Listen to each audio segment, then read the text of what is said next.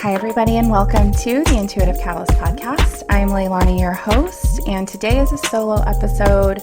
I put some polls out in social media to see what you all wanted to hear about in the next solo episode, and overwhelmingly the response was that you all wanted an episode around channeling. So what does it mean to be a spiritual or divine channel or spiritual divine medium? Both of those to me are interchangeable. They mean the exact same thing. So what does it mean to be a divine channel? What does it mean to prepare yourself to be a channel? How do you act as an intermediary? What is the role of things like integrity and our purpose? And I mean, there's a lot here. So what I will say is I have no notes, y'all. It was very clear to me as I was preparing for this episode that this was going to be a channeled conversation as well. So this is just a conversation between friends to talk about what does it mean to be a channel in this world that on the surface is pretty wounded. Our human collective is quite lost, and we are deeply imbalanced in a space of shadow. And there are those of us who identify as starseeds, as light workers, as earth angels, who are here to bring balance back to the light. So bring balance away from shadow into light. Not that shadow is bad, y'all. I am a shaman. I have navigated the deepest, darkest shadows of my own spirit and soul journey and of this collective. And shadow is incredibly important. And in order for us to move forward as a collective, we have to restore balance to the light. And so many of us are here to do that. And channeling is a way for us to do that, is a way for us to bring balance back. So this episode is all about channeling. I'm really excited to dig into this with you all and perhaps share a bit of my story. Many of you actually have been around for a while, so you're probably pretty familiar with my story. And for those, this is the first time that you're hearing from me, I'll just talk a little bit about that as well. So where to start, y'all? Okay. As I am feeling into the energy of the human collective, but also feeling into the energy of you all who are here listening in this moment, I feel this, this questioning. Oh my gosh. And a lot of it is curiosity. Yes. Like some of you are just like, what is this? What does this mean? But so many of you, y'all, have been following me for a while, have been having your own spiritual explorations, understanding your intuition, have been seeing signs, hearing messages, and you're still doubting. Oh my goodness. And I feel that. So before we even begin into kind of the nitty-gritty of what it means to channel and how I can support you in some way around that, the first thing I want you to do is to breathe. Just take a few deep breaths and connect with the presence, with your divine presence. I feel many of you, your higher selves are coming forward, your higher powers are coming forward, benevolent ancestors, spirit guides, archangels. Just breathe into the spaciousness of this moment. There's so much space here, y'all.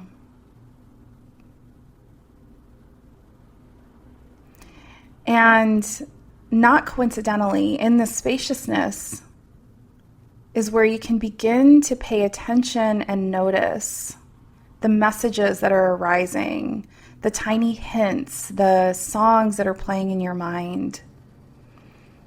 All of this, y'all, is the message. If you are sensing anything, whether it's an emotion in your body that's coming forward, anything in this moment, you can begin to believe is a channeled message. That's it. You're already doing it. You're already doing it. Can you believe it in this moment? That you are deeply capable and that you've already been doing this. Most of you have been doing this your entire life. So the first step is to believe, is to trust. It's to trust in your own capability first, to trust in your knowing of who you are. You know who you are. And you love who you are. I feel that for so many of you. Many of you have been navigating some really challenging situations that have made you question who you are, that have made you wonder if you really are this divine spirit that's been sent here to help. And y'all, that's by design as well. You're in these situations because you're remembering who you are. And I was just going through a situation very recently where I had someone very, very dear to me challenging me about who I am, and really doing that in a way of like, are you sure that you're hearing from source, higher power, the divine, God? Are you sure? Are you sure? Are you sure? And that was so hard, y'all, especially because this person is so important to me and I value their opinion so highly. It's a family of origin situation, just so you know. And Source puts us in those situations so that we can stand firmly on 2 feet in the groundedness of the divine and knowing who we are, to say, yes. Yes, I know who I'm hearing from. Yes, I know who I am. So if you've been navigating situations that have been challenging you in remembering the essence of who you are, it's because you're being strengthened. And I feel that in my entire body, y'all. I feel the goosebumps of that saying, that moment, is that you know who you are and you get to be completely unapologetic about the truth of that. You get to stand in your power and your truth. And those moments where you choose courage in the face of those who might be in their own shadow, their doubt is a projection. It has nothing to do with you. Their doubt is a projection of their own gifts and their own disbelief and doubt in who they are. So first and foremost, let go. Let go of all of the ways that this world has made us forget who we are. And let go of all of the ways that we value the opinions of people whom we love so, so much, whom are so important to us. Let go, because their projections have nothing to do with who you are. So that's the first part of this Channeling 101 lesson, is to know that if you have been challenged, if you've been feeling challenged by people whom you love, around the messages that you're getting, around the choices that you're making, that you know are bringing your life into alignment, into divine alignment. If you've been challenged, know that it's all with purpose, and it's been strengthening you to be able to stand in your truth and to say, I know exactly who I am. I know exactly who I'm hearing from, and I know exactly why I'm here.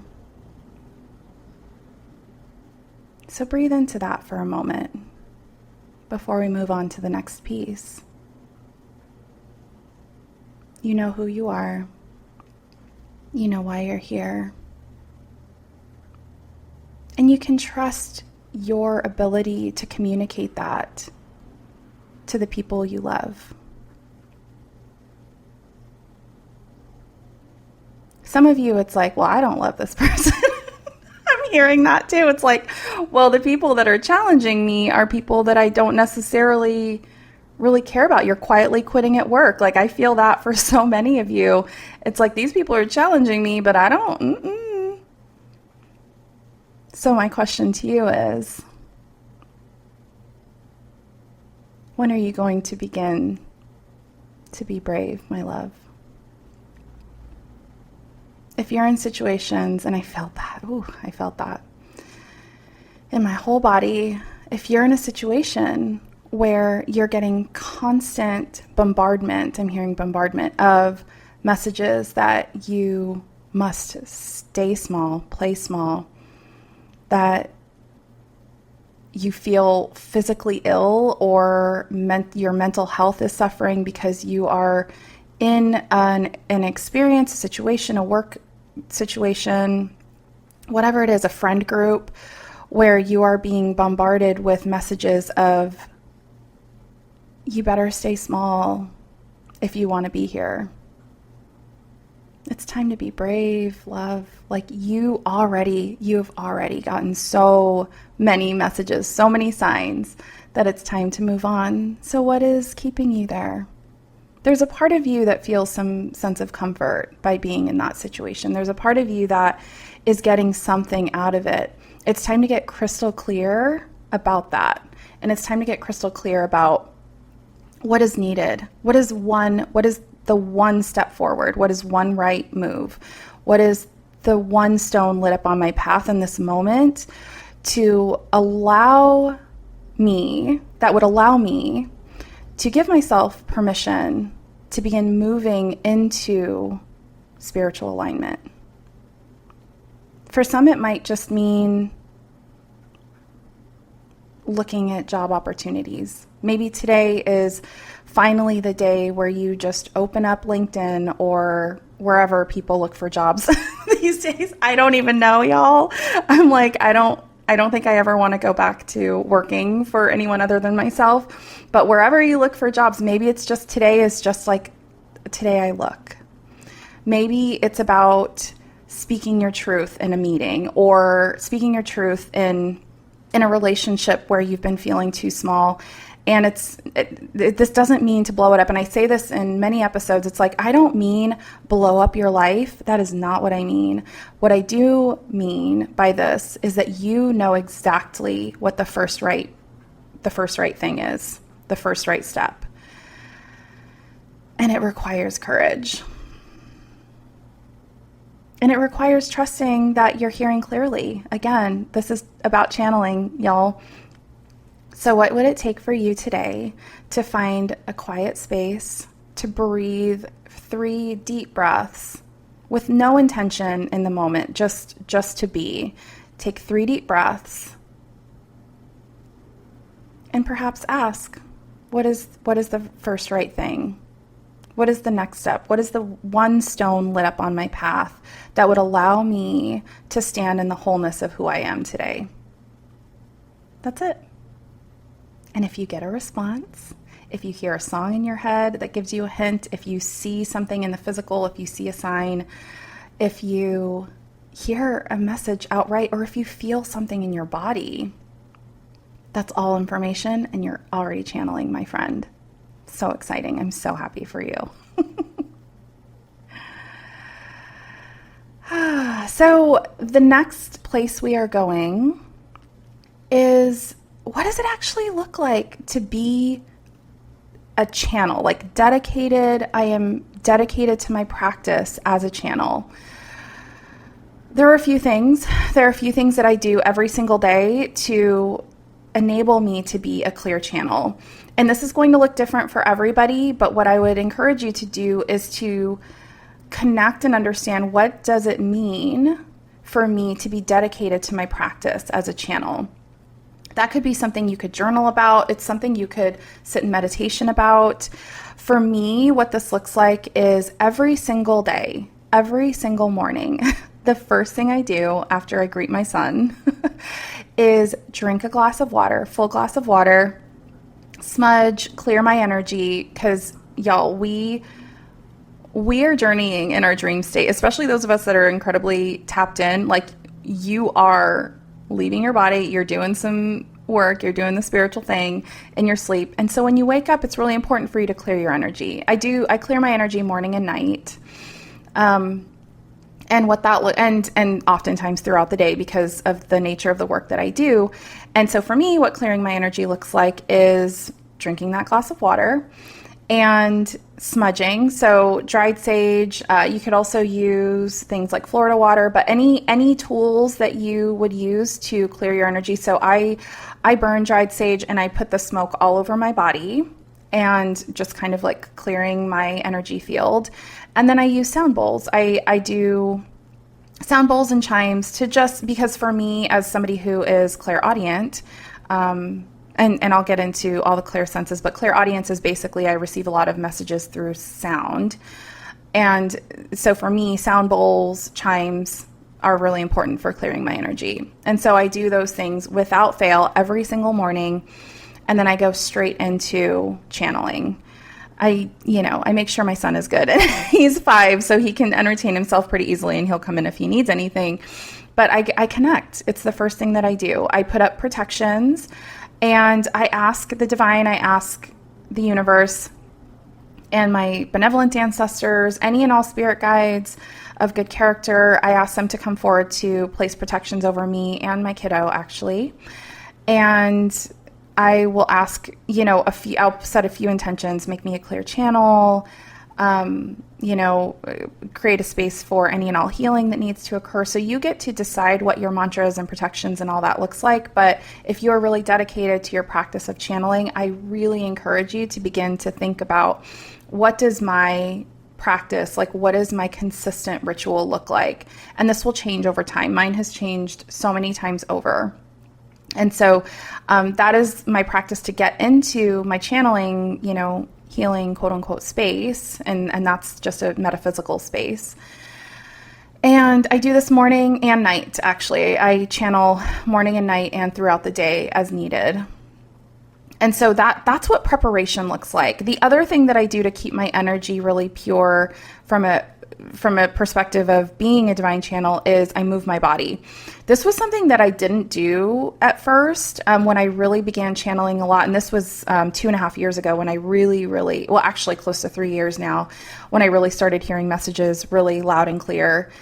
I wasn't necessarily moving my body and moving the energy of it all, and it got stuck in places. And so if you are really dedicated to a consistent practice of channeling, I really encourage you to find some kind of movement so that you can process everything that's happening in your energy body as you're channeling. It has to move through. Energy cannot be stagnant.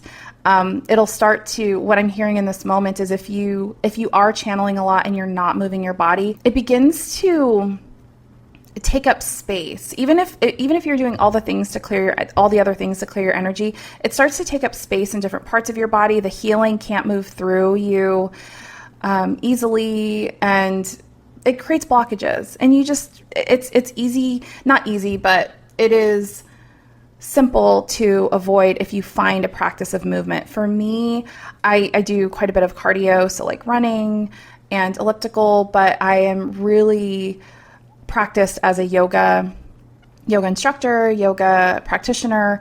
And so yoga is also a way that I move my body. And so for you, it might look like I just take a walk around my neighborhood. Or if you're not able to walk, if you're limited in some ways, find some way to be able to stretch or just create intentions for that movement. The other thing that I do to keep my energy really clear is every single night I take an Epsom salt bath. So Epsom salts, there's a lot in the spiritual community, in the intuition development community. Epsom salts are really effective at cleansing and clearing energy. So if you have the means to be able to do that, it could also just look like taking a shower with something like black soap. You can get it on Amazon or Target. There are other ways that may not be as I'm just gonna say it, expensive. Epsom salts are pricey. It can get expensive to do that. And so find your ways. This is what I call all of this is energetic hygiene. So this is a way for me to keep my energy field clear so that I am able to hear the messages, to sense the messages, to feel them, and to be able to interpret them with clarity. So just kind of some housekeeping stuff for those of you that are really serious about this. And so now I'll just go through all of the different ways that information can flow to you. So I've alluded to some of them, but I'll go through the list of the main clear senses. So clairvoyance is, it translates to clear seeing. So clairvoyance basically means in my mind's eye. So in the center of my seeing, when I have my eyes closed, in my mind's eye, I am actually seeing images. It can also be in the physical realm. I see angel numbers all the time. I see I see signs, like I'll ask for a sign and I'll see a sign that will point me in the right direction for a decision that I'm trying to make.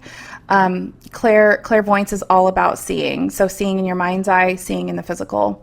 Clairaudience, which I alluded to, is clear hearing. That can be hearing in your mind, or that can be hearing sounds in the physical. Again, all of these senses, you can interpret messages on many levels. So whether it's internal or external, it's all the same. You're still getting messages. So clairaudience is, am I hearing actual speaking in my mind? And this can get kind of tricky because I think some people are like, well, how do I know that's not just me making it up? How do I know that it's not just kind of like my, shitty self-talk or whatever? The biggest way that you will be able to discern what is a divine message and what is not is your spirit guides, your benevolent spiritual supporters will never, ever, ever, never, ever put you down. They will never say you're stupid. They will never say anything that would make you question the divinity of who you are. What I will say is they will challenge you. They will ask you questions. They might give you a hard truth, but they will never make you feel bad about who you are. They will never, ever put you down. And even if you're like, okay, well, maybe it's just like a good part of my brain that's making, I'm making sense of something and it's like, okay, but it's still me. How do I know? You don't necessarily have to. That's the beauty of a lot of this, is because if it's coming from you and it feels benevolent, it's still part of the message. That's the beauty of this, because we as energetic beings are multi-dimensional, multi-layered. And so if you're getting a message, it might be coming from you, but it's exactly what you need to hear. So you get to trust that. Even if you're not sure where a message is coming from, but in your knowing, in the heart of your hearts, that it's a message, you get to trust that, and you don't necessarily have to know where it's coming from. This is also part of you getting back to this place of do I believe who the universe is telling me I am? Because if I am, and that message is coming from me, it's still divine, right? Oh, so good, y'all. So, and you could also be hearing, if you're clairaudient, you could also be hearing things in the physical. So every now and then, I'll put a playlist on shuffle and I'll be kind of toiling over something in my mind about a decision, and then the perfect song will come on that will be okay, that is so much confirmation about the way I need to go. So you get to trust both. You get to trust it all. Okay. The next one I'll talk about is claircognizance. So claircognizance is a tricky one. Claircognizance is clear knowing. And basically all that means is I get this little drop of awareness when I am trying to make a decision, or when I'm not sure about something, and I set an intention to want to understand or get a message about it. Claircognizance is it just kind of appears. People who are claircognizant, it's really easy for them to disregard, because it's well, I have no idea where that came from. Clairvoyance is you kind of have a path, right? Okay, I see a vision and this means that, and you kind of have the pathway to the data, the information that you're seeking, to the message. But claircognizance is I just know. I can't explain it, but I just know. I know, I'm not supposed to go to that thing tomorrow. I can't tell you why, but I just know I'm not supposed to. I'm not meant to. So claircognizant folks, what I would encourage you to do is to begin to trust your knowing. It's so hard, and I know, because I have supported so many claircognizant folks, and you can do it. And all it takes is you basically acting on your knowing. So if you get a knowing I'm not meant to go to that thing tomorrow, and you don't go, that's you telling the powers that be that I trust my claircognizance, and I trust this information that you're giving me. And it's basically creating the opening for them to continue to give it to you. So begin to act on it. And that goes for all of you, every single sense. If you begin to act on your knowing, if you begin to act on the messages, you'll get more and more. You're going to be more and more trusted with the information. Keep doing it. Keep going. Okay. So the next one I'll talk about is clairsentience. This is clear feeling. This a lot of folks identify as empaths, the clairsentient folks. It's not all interchangeable. There are slight differences, but if you are an empath, there's a very good chance you are clairsentient. Also, highly sensitive people identify as clairsentient often. And what clairsentience means is you receive your information through a number of ways. Your bodily sensations, so goosebumps, a pit in your stomach, like feeling aches and pains in your body, that is clairsentience, and also emotional information. So when I think of that thing that, I'm quote unquote supposed to go to tomorrow, do I feel a sense of dread? Am I feeling small? Am I feeling uneasy? These are all ways that your clairsentience is communicating with you. So you can trust your emotions. You can trust the pit in your stomach. You can trust all of the ways that you are receiving information through your body. This could also be what they're showing me in this moment is like shaking hands. And we don't really shake hands as much because of like COVID or whatnot, but like even being in physical proximity, like maybe touching somebody, you can often get information and you don't even necessarily have to touch them. You can just be around them. A lot of times clairsentient folks can feel what that person is experiencing. So you're getting information about a relationship, you're getting information about them. It's why so many of us I'm deeply clairsentient. So many of us that are clairsentient,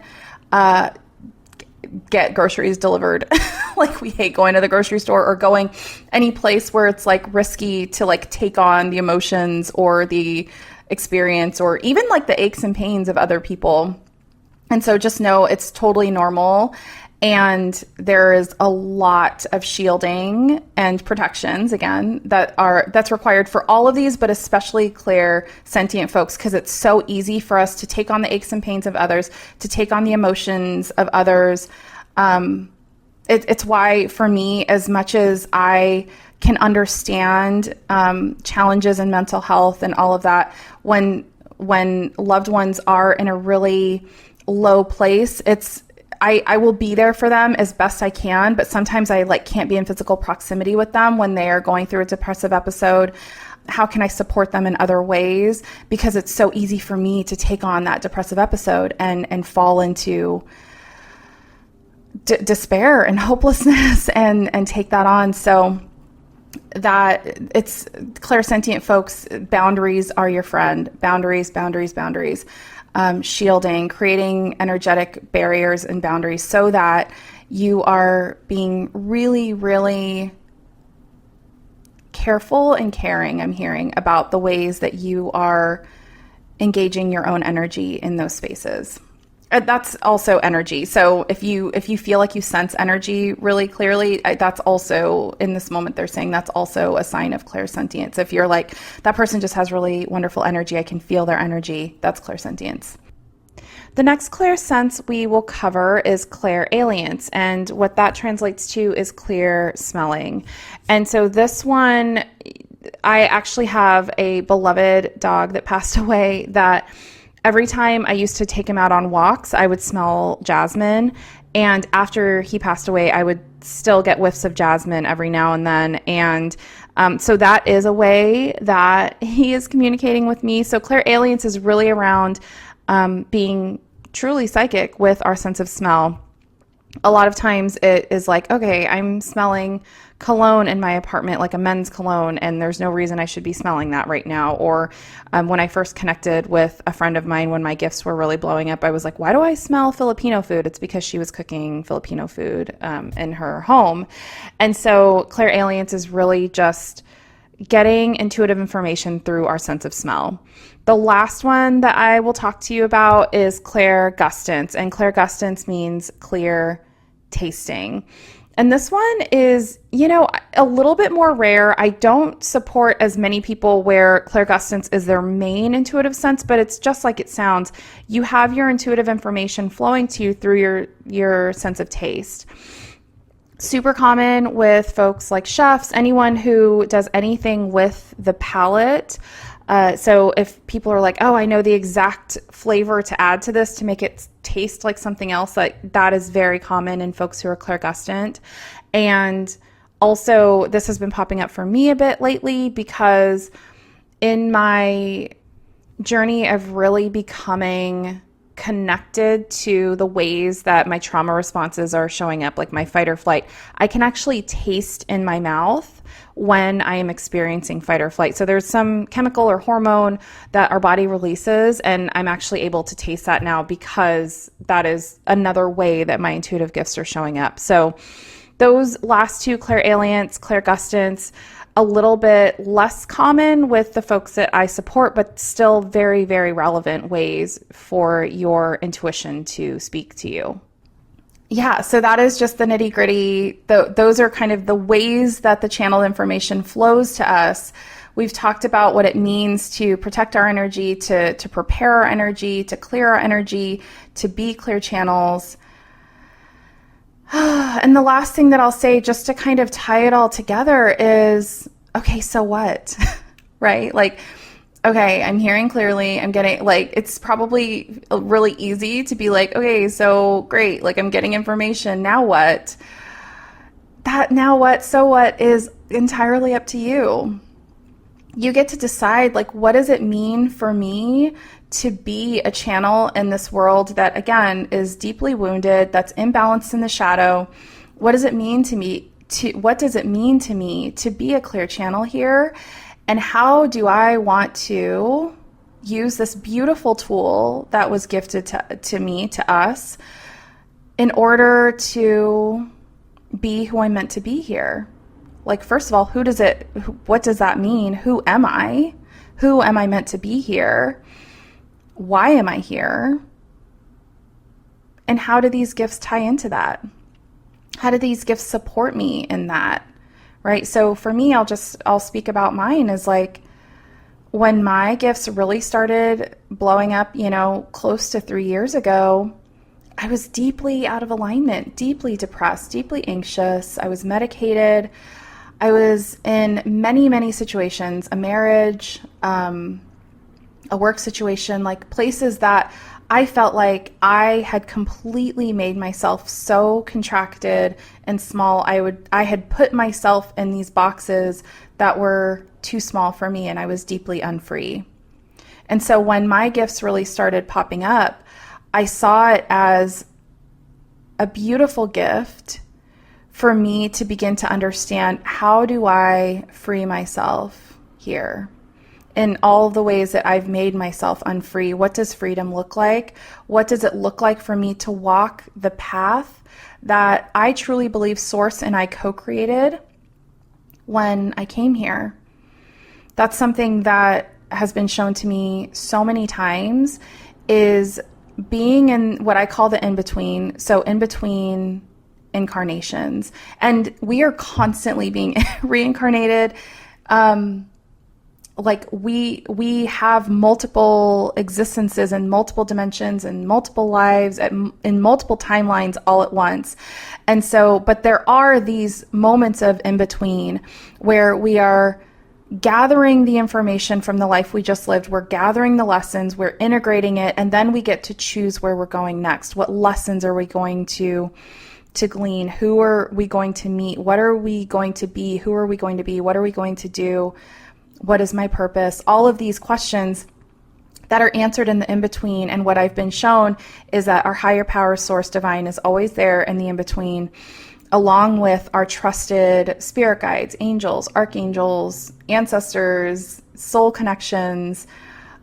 We have these kind of like round table discussions to decide, okay, here is what I'm going into. This is who I'm going to be. This is the path I want to take. And so for me, 3 years ago, when my gifts blew up, it was me deciding that I wanted to realign, and I feel this in my whole body. I wanted to realign to that divine path that I chose when I came here.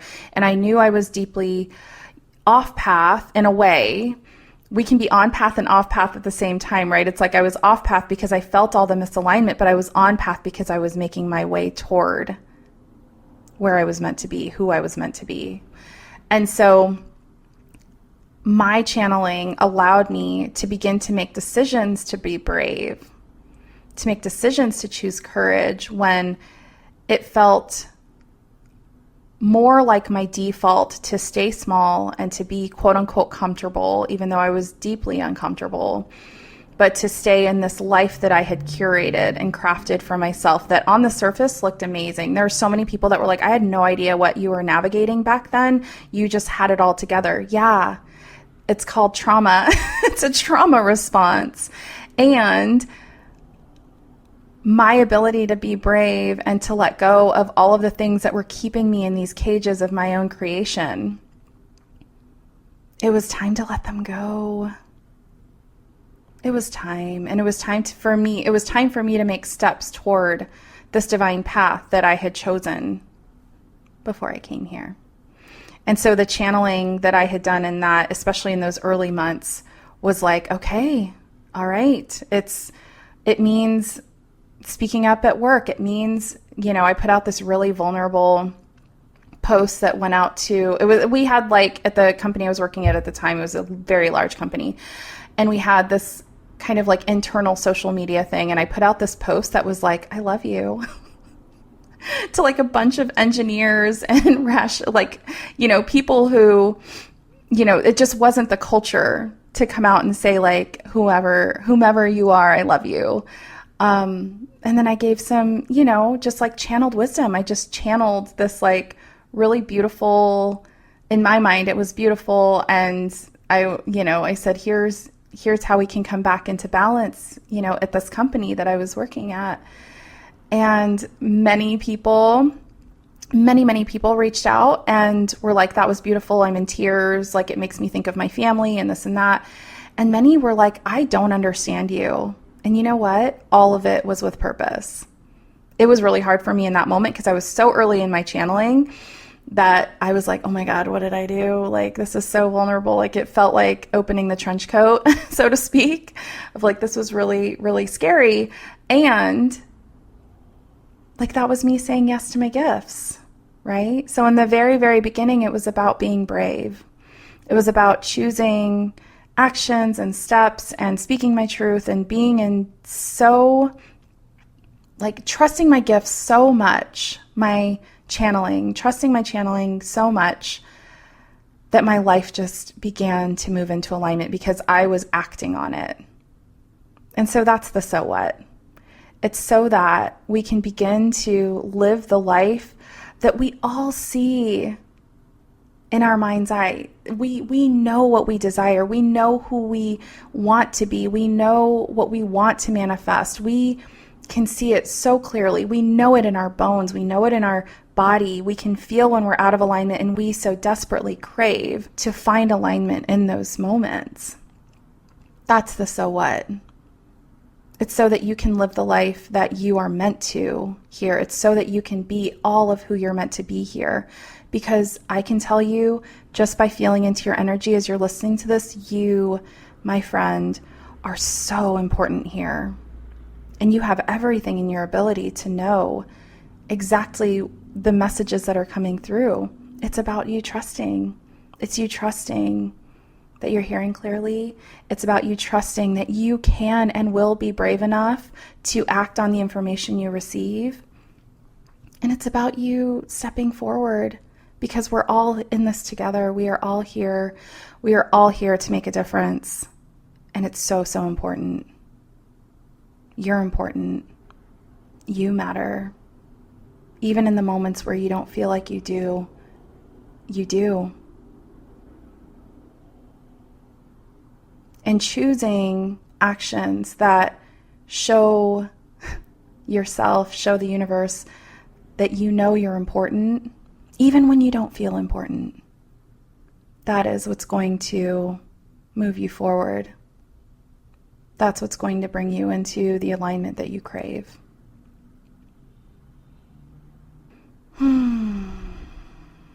I love you.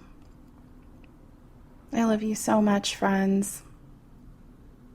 Everything that you're doing is with purpose. Everything that you're navigating is with purpose. All of the shadows and the light and the people, the richness, the beauty, the sorrow, the sadness, the rage, All of it is with purpose, and all of it is divine. And you get to trust that you're exactly where you're meant to be. I'm so grateful. I'm so grateful for you. I would love to connect with you around this. Please find me. All of my information is in the show notes. Find me on all the socials at Shaman Leilani. If you feel called to work with me, you can find that information on my website, shamanleilani.com. And I'm just so grateful you're here. You're so important. For now, be still, my friends, and live into your impact. I love you so much. I'll talk to you soon.